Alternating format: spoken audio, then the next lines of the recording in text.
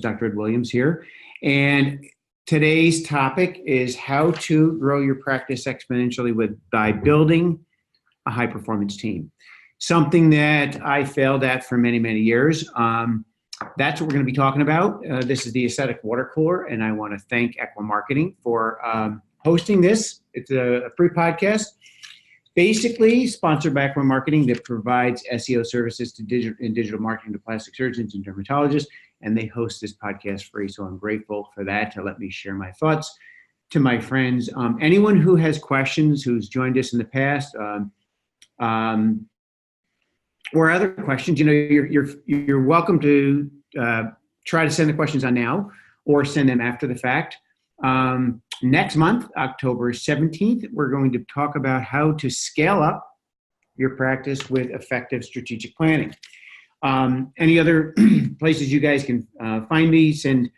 I have a website called Dr.EdwinWilliams.com.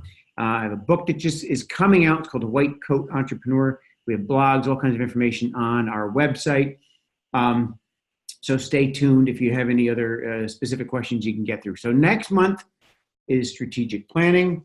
And I'm going to kind of jump right into the topic today, which is how to build a high-performance team and deliver exponential growth. And I got to tell you, this is something I put it this way. We have about 75 people that work here today, including our professionals.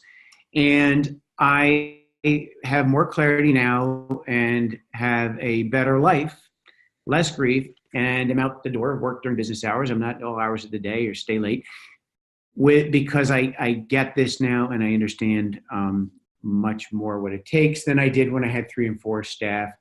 And I feel bad for some of my colleagues who haven't really caught on to this. They run their practices, and as they tell me, I hate my staff and I hate my patients. That's a terrible way to run a practice, but it's true. And so I jokingly say the first many years, when I got out of medical school and out of my residency, I saw this T-shirt and I took a picture of it. It was, we were in St. John at Skinny Legs. Anyone who's been there knows.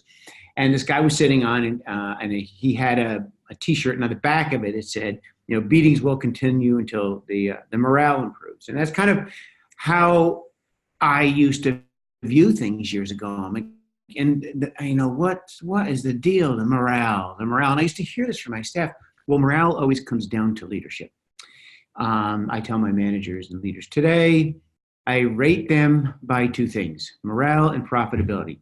If the numbers are at the bottom line and the morale is good, they're doing a good job, because the morale always comes down to the leader, who's in charge.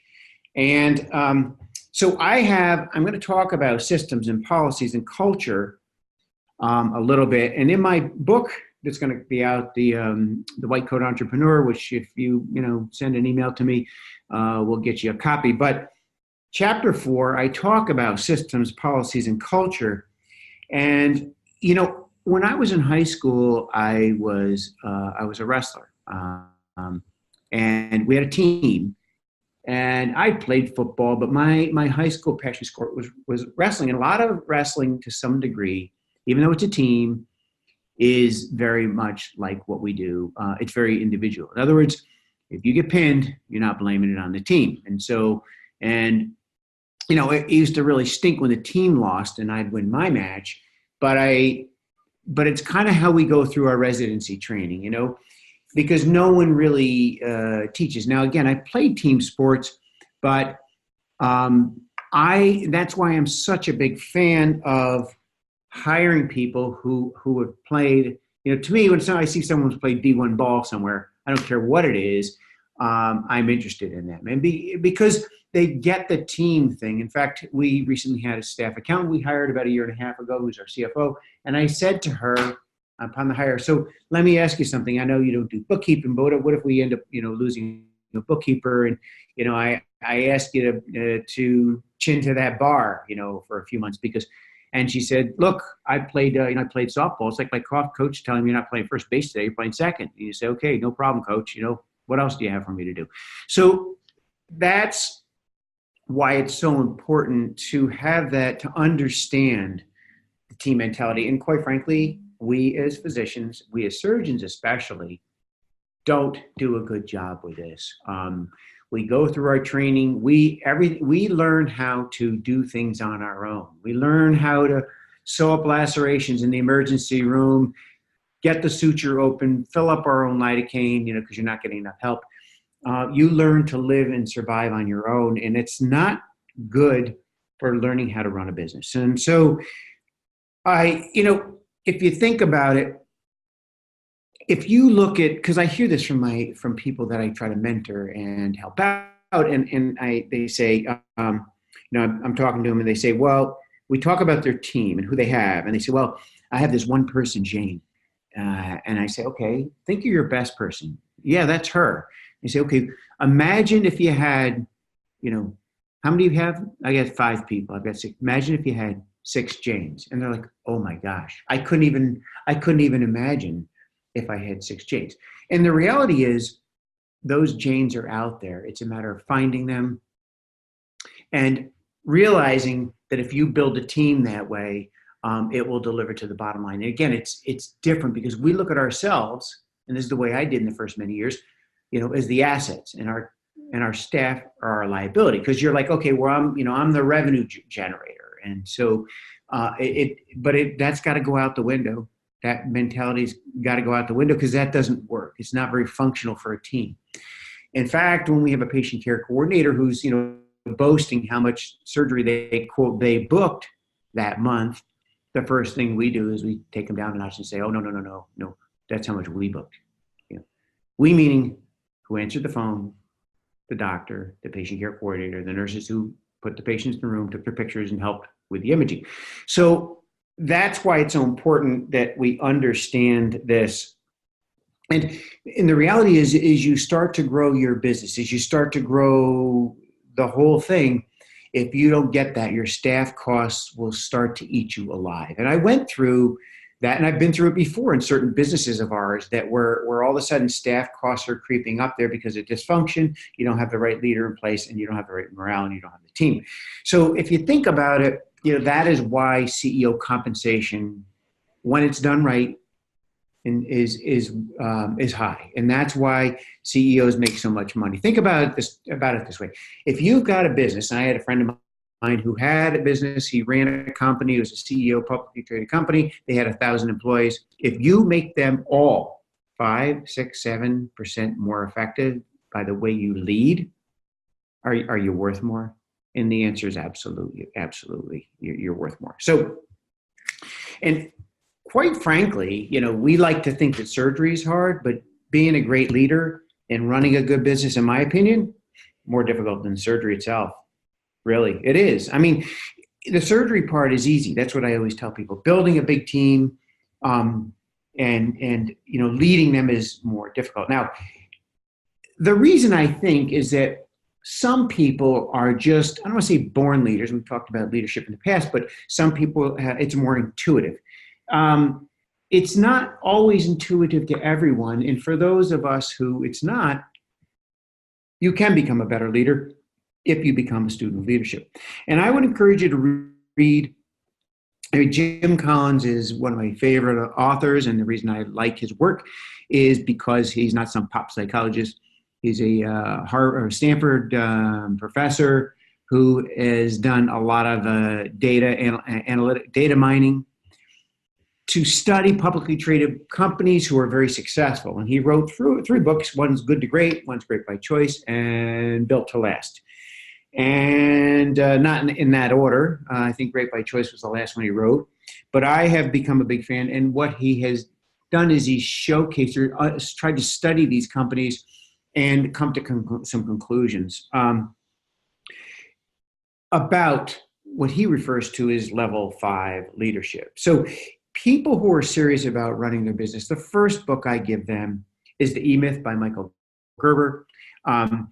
And I don't want to go through the whole book, but I'm going to talk about a couple of the key points and why it's so relevant to physicians and surgeons and why they have a tough time running a small business. So according to, and by the way, doing this in the spare time is not something you can do. I talk to most of my colleagues, physicians, surgeons, and they're trying to run the business, be the technician, and then, but run the business and sideline. What I always say is if you don't take time to work on your business, you will not have a business. You'll just work. You'll basically create yourself a job, which is worth of no value, right? According to Michael Gerber, and I subscribe, you've got the entrepreneur, and then underneath that, that's the visionary, the guy or woman who's all over the place with these ideas. And then underneath that, you've got the manager, okay, and then you got the technician. And the myth in the EMyth is that people who are good technicians, most businesses, successful businesses are started by, the technician, or that most technicians are successful who start these businesses. And the reality is most of them fail because they're good technicians. They're not good managers, and they're not good entrepreneurs necessarily. And they are not willing to take the time to work on the business, to build a team, to put in place what he makes an argument for are systems and policies. And that is why it is so hard for physicians, because see, we go to all this education and we think we got it figured out.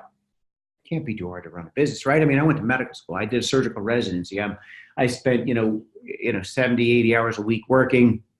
This business thing can't be, all that hard to do. What I do, because I do have to be kind of the entrepreneur, CEO, whatever you want to call it, visionary of where we're going, yet I still want to and like being the technician some of the times. And so what I do is I'm very careful about segregating my time, not trying to, quote, run the business in the evening hours or, after hours. In fact, my family knows I'm home at dinner and I'm with my family every night. I don't try to do this stuff in the evening. That doesn't mean I'm not answering emails from time to time and doing some things, but, my kids are older, so I have a little bit more of that time now. But what I do is we have, and this is something I would, as you get your team grows, put in place someone who can function, as we call it now, our chief operating officer. We have a huge staff, so we have someone who carries out operations at my direction, and yet that allows me to be the visionary entrepreneur, whatever, but also to switch into technician mode and become the technician, which I like to do. It's, I'm good at it. I like to do it. So I don't want to walk away from that aspect of what we have. And that becomes functional. In fact, but sometimes you have to, stop my team because they come to me with problems as the manager or entrepreneur when I'm trying to see patients. And I kind of politely put up my hand and say, not now. I'm trying to be the technician. I'm trying to take care of patients right now. So, that's the last thing you want when you're at the scrub sink, right? Someone coming to you with a problem. So we have an operations person that can do that. So getting back to Michael Gerber, the book I would encourage you, there's one for medical practices. Don't buy that. Get the one for, it's called Michael Gerber, the EMyth Revisited. And it's about systems and policies and the importance of those. And I can't do the book justice, so you gotta look at it yourself. But one of the things that came out of it, and is a much better understanding how important intelligent systems are and policies to run a business. And I always say, if you have tight systems, so think if you have tight systems for 20% of the things that drive 80% of your business, and people follow them 100% of the time, you win. You can't have a system for every single thing you do. And we're going to talk about what you have as a failure to catch those things, that don't fall into systems and policies. But what it does is it takes the thinking out. It takes where people can slip up and not follow. So what do I mean by an intelligent system? For example, we have a system where if we're 5 minutes late, the front desk brings the patient back to the rooms. First comes back, tells the nursing, and then brings the patient back, so that we know, and there's been enough data showing that the thing that really elevates your practice to the highest level is staying on time. And actually, it's something that patients really don't like, is when you're not staying on time. And then the other system we have is a little sign that says if you're not being called is 15 minutes later than your appointment, please come to the front desk. The front desk doesn't like that stuff, but it's a system in place that allows you to not get behind. It's an intelligent system that was put in place, is thought out, and helps us execute effectively. There's a story, and I think it was in the EMyth, of a guy who was going to Carmel, California, and he stayed in this charming little boutique hotel. And he filled out, the intake. What's your favorite newspaper? What do you like to drink? What do you blah, blah, blah, blah, blah.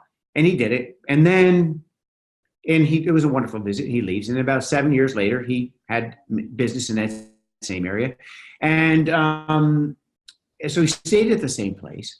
And he wakes up in the morning and he opens the door of his hotel, and there's a Wall Street Journal sitting on the ground.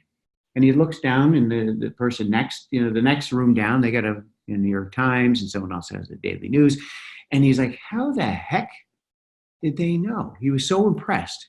And you know what it was? It was an intelligent system that was put in place, that was very thoughtful many years ago, and he didn't even realize it, but he checked off, that's his newspaper. So you can do an awful lot. And the Ritz-Carlton does this. They have a lot of intelligent systems, and I'm a big fan. In fact, there's a book called The New Gold Standard by Micah Michelli that I just read about a year ago, and it's sitting actually on my desk to remind me. But they have intelligent policies in place too. And this is what basically the Ritz-Carlton has a policy in place that I don't care if you're the groundskeeper or front desk, you are given $2,000 to solve any problem without having to say to the customer, let me see what our policy is on that. I mean, this is their policy that you can solve. Now, it isn't meant to say, don't try to solve, like, I'm sorry, what can because you can use your words often rather than spending the company's $2,000. But there's nothing, and the Ritz-Carlton knows, okay, who are their customers? Their customers. The same people that come back, the last thing they want to do is offend or not have people have that same feeling that they have when they're at the Ritz. Is it worth giving up $2,000? Absolutely. So that's what really comes down to intelligent systems and policies, And then, you can step back. Now, early on, I used to, in my first many years of business, I used to really rely more on systems and policies. And what I've come to realize is there's something that's even more important to that than that, and that is, and that allows to catch things that fall through the crack and not make a project out of it. For example, and that's culture, okay? And so we try to create and promote a culture of winning and accountability. That's, our culture. And so why is culture so important? Because our staff knows that patients always come first, right? That's part of our, it's one of our, it's our motto. And patients always come first. So if there isn't a system and a policy in place, remember the 80% of things you don't have a system in place, that allows your team to make decisions that they know are consistent with your culture. And that's why culture is so important. So how do you create a culture? And I'm going to come back to this a little bit, but there are some ways to do it. One of them is you hire, promote, and reward leaders and contributors. We interviewed in part of a business development group that I have, a CEO of a publicly traded company who happened to be a friend of mine. And this guy, he had thousands of employees, multiple divisions all over the country. And one of the guys in my business group said, okay, so what's the most important part of your job? What is, as a CEO of this, company? By the way, he had done 2 very successful acquisitions. He'd made a ton of money for the company and shareholders. So this guy had been successful. And so one of my colleagues said, what's the most important thing you do? And he said, it's simple. It's who you hire, it's who you fire, it's who you promote, and it's who you demote. And everyone was like, that's it? He goes, that's it. He goes, that's it right there, because that is what creates your culture. You're rewarding the right behavior and you're getting rid of behavior that is not consistent with your culture. So how do you do that? You avoid, like in our culture, I avoid superficial congeniality at meetings. I don't want yes people around me. I want people who are going to challenge me. Now, when we as a group are working on something, and we as a group have a decision to make, we may get into a debate and disagreement. We all have to come out, and ultimately, the buck stops here. I got to make the final decision before we leave the room. But I want to hear the crap. I want to see the ticks on the underbelly of the animal. I don't want people around me who are yesing me to death. I mean, that's how you build culture. What Jack Welch used to say: reward frank, honest communication. He wrote in his book called Straight from the Gut, and that's basically what he was saying in that book. And we all know that Jack Welch may have been one of the best CEOs of all time. We also do semi-annual coaching. And I don't like the word evaluations, but we do coaching with our management team, and we coach. So the management team with our COO coaches our staff, and then I and our COO also coach our leadership management team. And I don't like the word, because people talk about evaluations. I don't like the word evaluations because it's a very negative connotation. So also part of creating culture is clear communication. And you do this when you are coaching them a couple times a year. The tool that I use came from a book called Masterful Coaching by Robert Hargrave. I would encourage you to read it, except I wouldn't, because it's thick and it's a crappy read. But the tool that I got out of it, somewhere in the middle of the book, is the process that we use for our coaching. And that's the topic for another conversation. But we use a tool that allows us to effectively communicate with people. First you invest in the relationship. Secondarily, you talk about, and you get permission. You say, listen, obviously you wouldn't be here if you weren't part of our team or part of our culture. We want to help you become more valuable to us, to you, which comes with, financial benefits, obviously. And part of that is, this is the investing in the relationship, right? Part of that is we want to talk about things you're doing an amazing job with. We also want to maybe have a conversation about things that we think you could do a little better, or maybe you're struggling with. We all have weaknesses, right? Let's talk about them.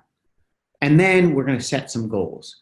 And again, I don't want to get too deep into it, but another way that you create your culture, because you're communicating with people what you want, what you don't want. Sometimes you'll find that someone is part of your culture just in the wrong seat on the bus. So it doesn't mean, Jack Welch used to talk about, hire slowly and fire quickly.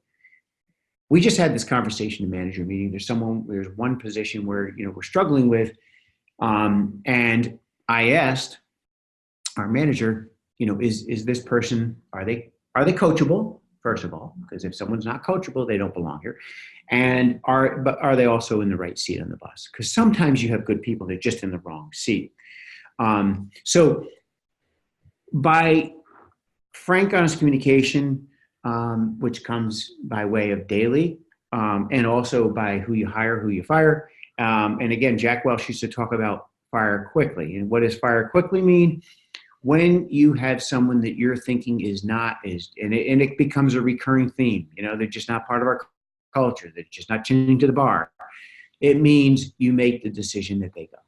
So I think it's also important to realize that doesn't necessarily mean walk them to the door unless they're doing something that's fraudulent or whatever, because fire quickly means you make the decision. What if you've got a bookkeeper that's writing 400 checks a month? If you walk them to the door, you're going to really be very disruptive of your business. So really what it comes down to in building a team, okay, if you don't have the right people in all these different positions, all you have is a job, you don't have a business. A business is really having a team and the right people in place. And said a different way, and something I always tell my team, is that our ability to grow our business units is limited by our ability to hire, train, and retain the very best talent. It's that simple. And it's funny because years ago, when I was a young, naive surgeon and trying to grow what we had, I didn't understand this at all. I didn't understand it all. I used to get excited about new technology. I mean, a new machine with all these bells and whistles. Now I get fired up when we hire another rock star. I mean, to me, that's what jacks me up. And because you just get out of their way and you watch them and the magic starts happening. So now you got systems, you got policy, and then building culture. So why is culture so important compared to systems and policies? And for me, it's probably even more important. It's because what people do when you're not there, what people do when you're not looking over their shoulder. In fact, culture is so important that Herb Keller, who's now just passed a year or so ago, who was the CEO of Southwest, basically founded the airlines, used to say the 3 most important jobs of the CEO. 1 is to share with your team your vision. They need to know your vision. Number 2 is let people know how you make money. I mean, it doesn't do you any good and that's where his wheels up came, He used to walk around in the floors and he'd say, we make money when the wheels are up on the plane. And so that's number 2. And third, he used to say, is building your culture. And that is absolutely positively the case. So if someone were really to want proof, and I'm going to go through this, why is culture so important? Give me some proof. Well, there was actually a book written. It's called Human Sigma. And Human Sigma, if you think of Sigma 6, anyone who knows the engineering world knows Jack Welch's Sigma 6, which is basically 0 imperfections. So what is Human Sigma? Getting to the highest level. And Human Sigma, it was a book that was written by this guy, Fleming, and Esplod, I think is an Esplod something, but it was Fleming. You can Google it, Human Sigma. What is it? It's a disciplined approach to measuring, managing, and improving your most valuable assets, your employees and your customers, to drive financial and performance. And what he did in this book was, and it was written, it's still relevant today, just like some of these greats are. What he did was, it was published in 1992, I think, and it was the behavioral economics of a purchase. What causes people to buy things, right? And so what he looked at were 4 variables that were evaluated. 1 is the customer, 2, the employee, 3 was the rational satisfaction, and 4 was the emotional satisfaction. And what he came to the conclusion was that perception equals reality, or feelings are facts. In other words, even though most of us want to believe that we are purchasing things rationally, the number 1 most important thing, folks, is how you feel about it. So what he did was they looked at customer engagement. And then there were 4 dimensions of what they call the emotional attachment to customer engagement. And what they found is that customers that were engaged were 50% premium in what they paid to your business compared to those that were not engaged.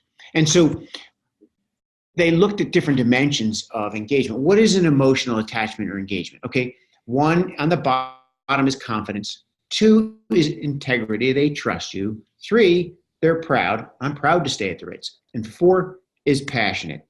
And so they had this graded by a couple different scales, right? Customer engagement. They had 1 was, attitudinal loyalty based on brand. How well are you satisfied at a scale of 1 to 10? How likely are you to continue on a scale of 1 to 10? How likely are you to recommend? And by the way, the Ritz-Carlton does this. It's in their book. And so I got this from somewhere else, from Human Sigma. This is exactly what the Ritz-Carlton. But then they looked at these attitudinal loyalty items and they graded them at next level, okay? And for trust, passion, and they went and looked, like, for example, brand X is a brand I always can trust. They always deliver on what they promise. I feel proud to be associated with them. And finally, right, the passion, I can't imagine a world without the Ritz-Carlton. So they looked at the customer engagement, and they found out and then what they did is they looked at employee engagement. Employee engagement means, and they looked at productivity. And employees who are emotionally engaged, again, we're talking emotions here, are 18 more productive, 12% more profitable, and 50% less likely to leave. So talking about employees. So the questions they ask them, opportunities to learn and grow in the past 6 months. Best friend, coworkers, do I belong? Encourages development, recognition, do I give? And do I get? Do I know what's expected of me? And so when they looked at this, they called it the Q12 employee engagement items. There was, things like, I know it's expected to me from me at work, 1 to 5. I have all the materials, that I need to do my work right. In the last 7 days, I've received recognition or praise. Going right on through, right? I have my best friend at work. You see, how engaging. If you have your best friend and you answer that question, you may, that is someone who's highly engaged. Now, here's the interesting thing about why it's so important, right? The relationship, with the employees to the business, and then from the customers to the business. When you take on the x-axis and you rank employee engagement, low on the left, high on the right, and then on the y-axis, you rank customer engagement, low on the left, at the bottom, and high on the right, the upper right-hand quadrant. So in other words, you have the highest employee engagement and highest customer engagement.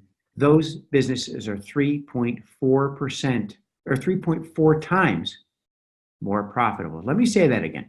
So say you got a business doing $1 million, all right, and you got a 10% profit, so you get a $100,000 profit. The business that is in the upper 25% that has high employee engagement and high customer engagement is not doing $100,000 profit, they're doing $340,000 profit. Makes sense?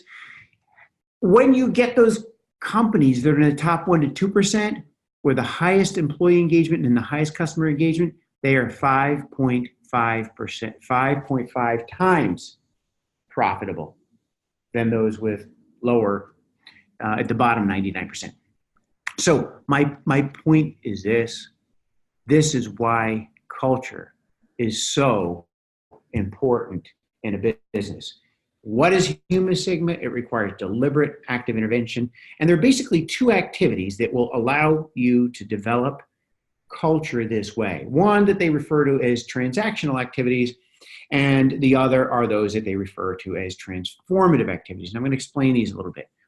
And we have tools for all these, and this is what we work through with our team. Transactional activities are basically tools to give people to do their job better. Strategic planning, staff development, training.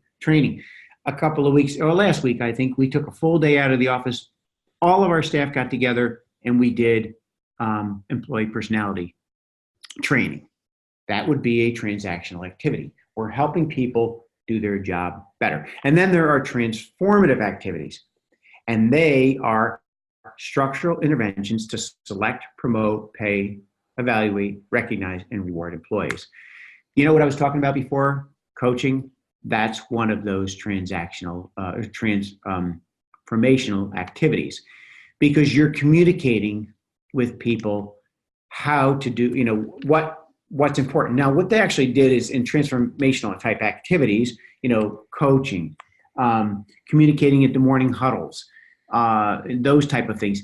And the reason why transformational activities are so extremely effective is that if the communication is clear of what's expected, you're much more likely to get a good outcome.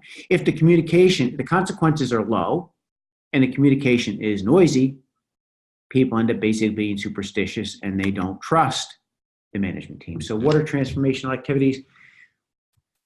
Team building activities that reward contributors. As I mentioned, personality profiles. Games centered around what we do, the website. What are our core values? Spontaneous celebrations when when you have a great month. Discouraging gossip. Think about that for a minute. I mean, this is what I talk about. I call integrity, right? Integrity isn't just stealing, but if you have someone that's part of your team that's gossiping about someone else and part of your team, okay, we have a sit down. We talk to them. We tell them we don't do that here. The second time they go to the door. That's a transformational activity. People know because there's clear, loud communication what is important and what is not important. I will tell you, in the beginning, when I started really working on our culture, that was the thing that I had the hardest time with. How, because I read this book by Vern Harnish, which one of the best books if you want to read it. It's called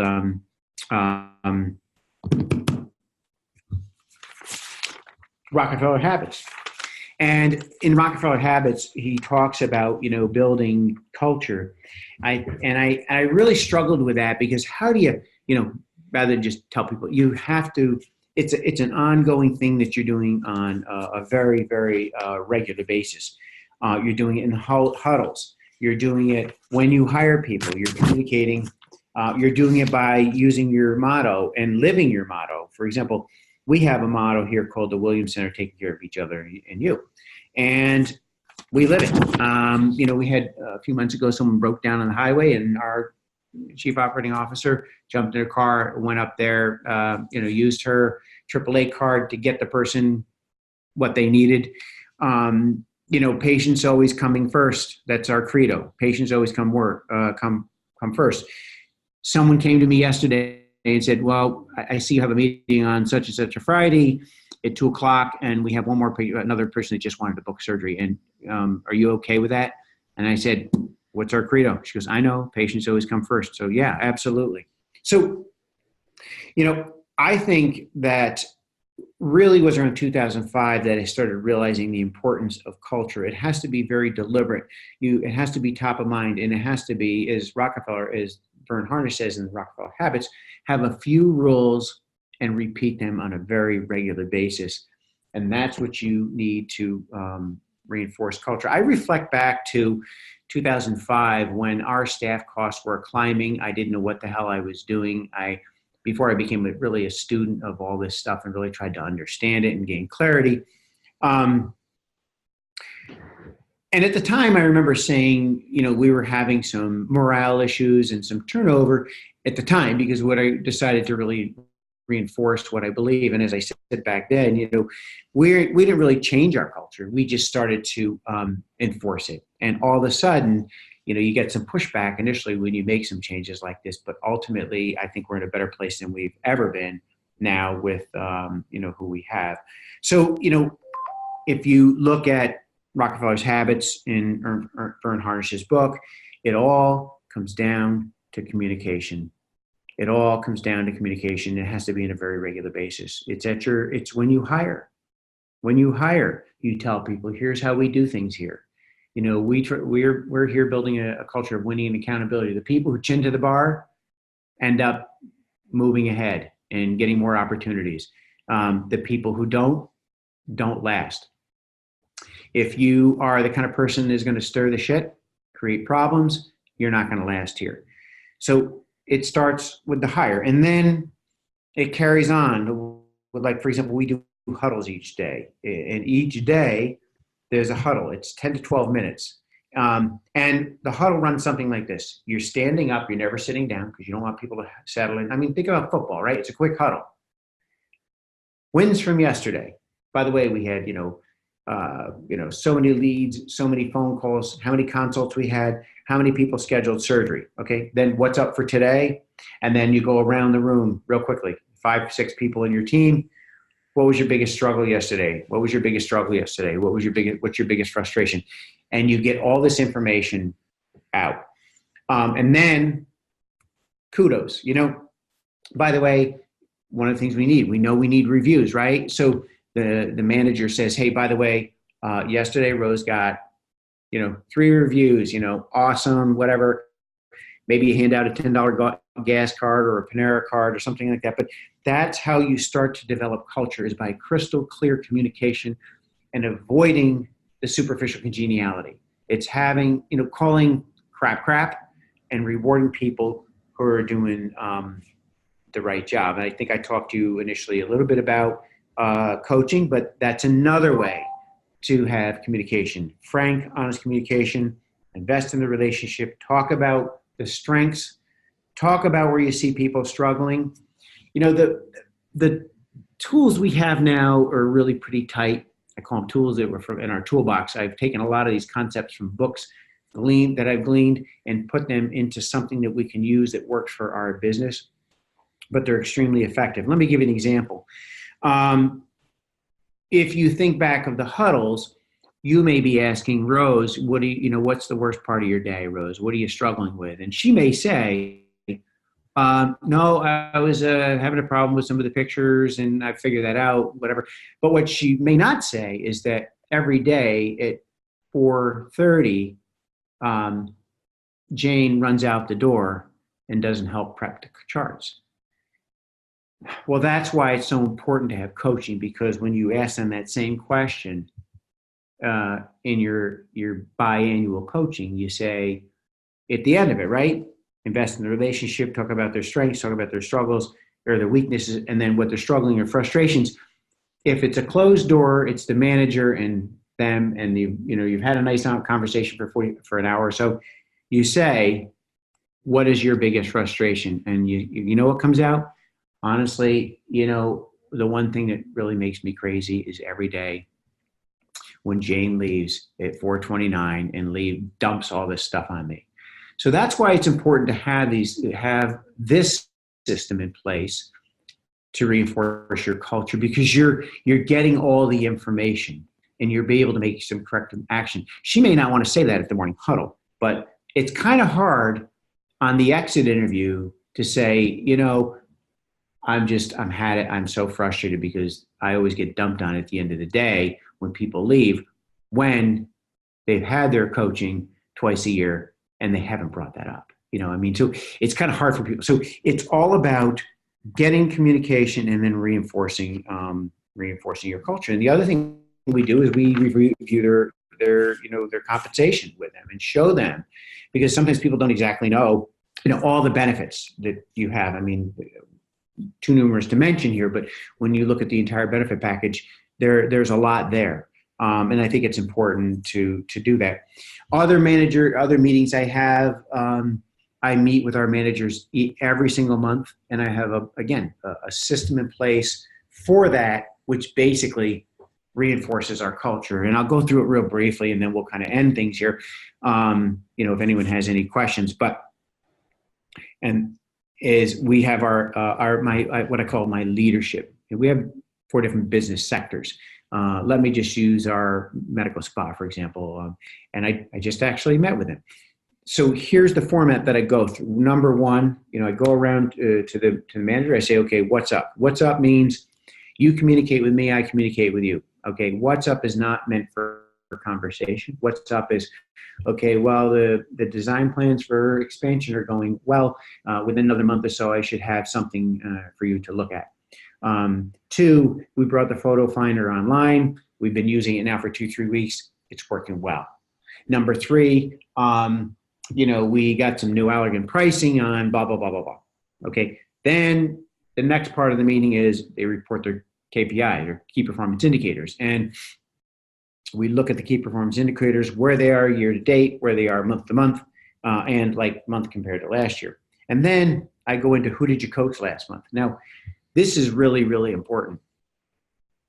So the managers are coaching their staff, and we do this twice a year, and we do it at the anniversary hire and then 6 months later. So if Jane was hired in April, she'll get coached in April, and then she'll get coached 6 months from then. And that goes on for the entire time of her employment.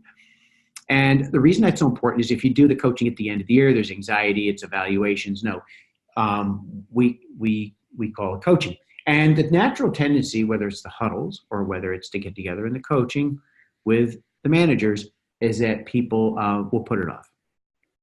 Yeah, they'll put it off because they'll say, well, we were so busy last month, we didn't get to it. So yeah, I'm like, well, yeah, but you said you were going to coach Rose last month. Yeah, but we were so busy. So we put another system in place. And here's the way it works. It's Rose's month to be coached. The manager, Tatiana, says to her, Rose, by the way, hey, we got to get together this month. And what Tuesday, Wednesday, or Thursday can you stay late? The coaching session has to be about an hour and a half. Anything, an hour or less, it doesn't work. You need to designate a full hour and a half. What day can you stay late? And then you let that person go an hour and a half early on a Friday. That really works for us and is very effective because people will then, everyone likes to get out an hour and a half early on a Friday, right? So the manager stays an hour and a half late. Now, when I meet with the managers and I say, okay, who'd you coach last month? And they say, well, we're supposed to coach Rose. And I say, okay, well, how'd that go? And they say, well, we were kind of busy. We didn't get to it. My question is, okay, so next month when we get together, you're going to report to me what her biggest struggle was. And that's the thing too. I asked the managers, how did the coaching go? What did you talk to her about her strengths? What did you talk to him about his weaknesses? What would he do if it were his business? And what are his biggest struggles? And guess what? The managers show up prepared to the meetings because they know I'm going to ask those questions. These are transformational activities. These are activities that tell people that what's important to you. So again, the monthly meeting with my leadership team is what's up, KPIs, who'd you coach? And I don't ask yes, no questions. I ask real questions. Like, what is Rose struggling with? Then you get into old business. Well, okay, so this is for discussion. So, we decided on, we're going to do this with the build out and whatever, and I need your feedback on this. Or, and then you talk about new business, and then I get into struggles as a manager. What's the most frustrating part of your job? And I just had two of such meetings. And I hear, we had one struggle with anesthesia that I found out about. If I didn't ask that question, and now, of course, we put an action in place, and then we check up on it. So people think that, building a high performance team, well, first of all, I want to just end on saying that how absolutely critical it is to build a team and not to think the physician is just one of the players and no more valuable than anyone else. As we know, you can't win championships with one or two good players. I've heard many, many coaches say that. Basketball, only 5 players. I can't win a championship for two or three stars. I need all 5. And it's the same thing with what we do. How do you do it? You make a very deliberate action to become a student of business. It isn't something you can do on the side. It's something you need to be very deliberate and intentional about. And I hope this answers some questions. Anyone, no one's popped up with any questions right as of yet. I would encourage you, if you do have some questions, to send them on to me. You can send them either through the Ascetic Water Cooler. I also have a website, Dr.EdwinWilliams.com. We have a book called The White Coat Entrepreneur. You can get a free copy of that. A lot of other blogs, information on that. And that's it. I want to just wrap up by saying next month, we're going to talk about how to do strategic planning and the importance of strategic planning. It's interesting now at meetings, I will find that more and more of my colleagues are doing a little of strategic planning. But I'm going to leave you with this, the importance of strategic planning. Blockbuster laughed at Netflix, right? And we know what happened a few years later. Yahoo was almost acquired Google, but Yahoo decided to go after media when Google was looking for to be the source of information. What happens, and look at Kodak, for example, there's another company. Kodak sat on their laurels, would not embrace the digital photography movement. In fact, they said, well, we're going to stick with the motion film. This is what we know. This is what do you know? Kodak had something like, I don't know, thousands of patents. And for the last many, many years, all they did to keep revenue was to sell their patents because they had nothing. They had not embraced strategic planning, effective strategic planning, that is. And there's an old saying, there's only one thing more expensive than change, and that is not change. And so I'm going to leave you with that. I'm going to leave you with, if you want to beat the competition, you have got to know where the market is going, and you've got to get all the information from everybody on your team. So I want to leave you with that. Again, I appreciate any comments, criticisms, questions, and I hope you all have an awesome month. Have a good night.